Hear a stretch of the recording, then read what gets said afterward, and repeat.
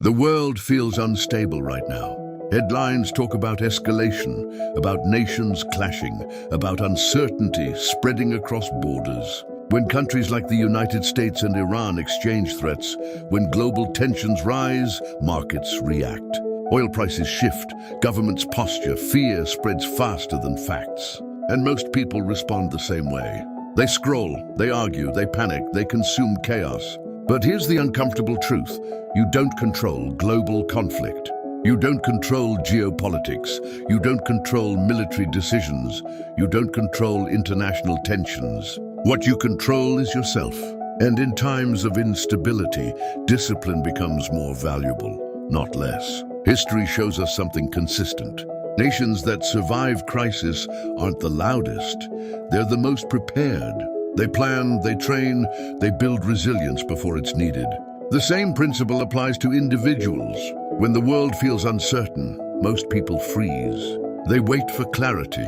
They wait for reassurance. They wait for someone to tell them everything will be okay.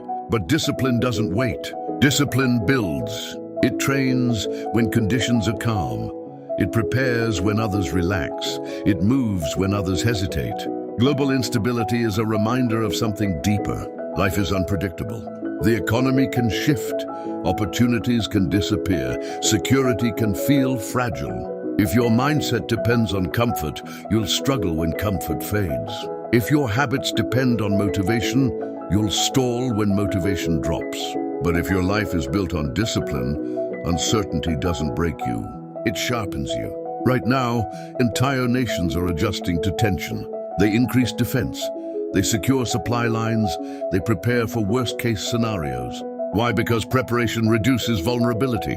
And yet, on a personal level, most people live exposed. No financial buffer, no physical resilience, no mental control, no structured habits. They react emotionally to headlines, but neglect the one area they could actually strengthen: themselves.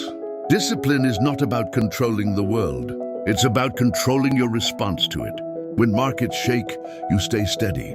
When fear spreads, you stay focused. When chaos dominates conversations, you stay productive. That is power.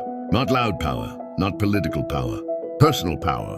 And here's the part most people don't want to admit. Crisis reveals character.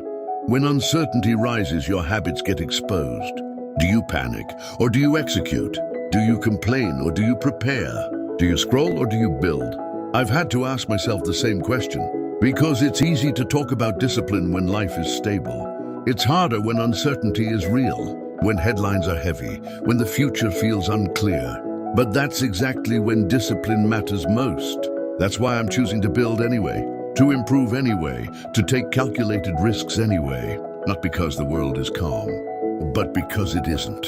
External stability is never guaranteed. Internal stability can be built. The world may move in cycles of conflict and calm. Your growth doesn't have to. You can choose structure in chaos. You can choose preparation over panic. You can choose long-term focus over short-term fear. That choice compounds. While others react, you refine. While others argue, you execute. While others wait for certainty, you build resilience. You don't control global war, but you control whether you become stronger during unstable times or weaker. And that decision, made quietly every day, shapes your future more than any headline ever will. The world may remain unpredictable. Your discipline doesn't have to. Exit average.